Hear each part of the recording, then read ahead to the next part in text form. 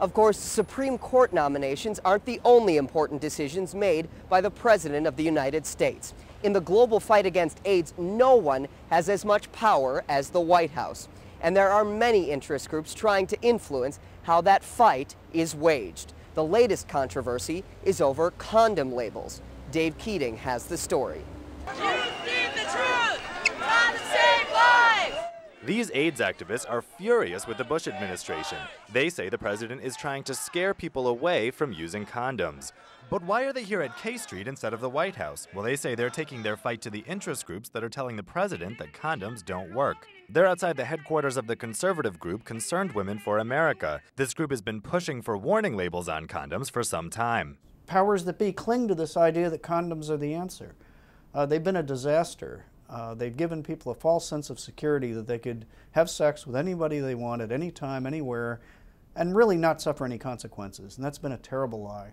Condoms have been shown to be less effective against a few sexually transmitted diseases, such as herpes, which can spread just through skin contact. But most research indicates that condoms are 80 to 95% effective in reducing the risk of HIV infection. So why is this family group, which says its mission is to promote biblical values, so concerned about labels on a product usually associated with young bachelors? The AIDS research group AMFAR suspects an ulterior motive. That issue keeps being raised and has been the wedge issue to put a sort of negative spin on condom efficacy in order to say you're better off not using condoms, and if you're not going to use condoms, you better just not have sex.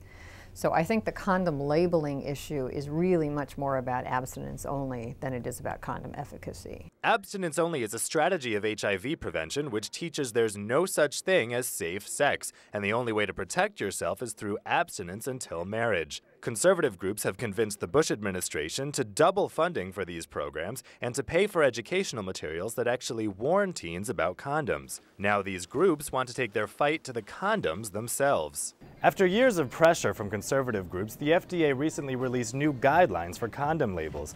The new labels would warn that condoms aren't completely effective against some STDs like herpes. However, conservative groups are still crying foul. They say the new labels don't go far enough. The labels that they have recommended are nowhere near the truth. But AIDS groups are trying to convince the government not to discourage condom use. The Campaign to End AIDS organized a day of legislative meetings in November. They brought HIV-positive people from around the country to meet with Congress. This group came from North Carolina to meet with Republican Representative Howard Coble. We've got to get that education out there that condoms are available and you got to use them. You know, you got to use them. But HIV-infected people may be the ones Congress and the administration hear the least from in this debate. Those making the most noise aren't HIV-positive or medical experts. What we're seeing are folks who come from completely different universes of experience, know nothing about disease, nothing about HIV, nothing about health necessarily in some cases, and just seem to want to be promoting some kind of social agenda and using HIV as a way to do that. In the meantime, these AIDS activists say they'll do all they can to make sure the Bush administration hears opposing points of view.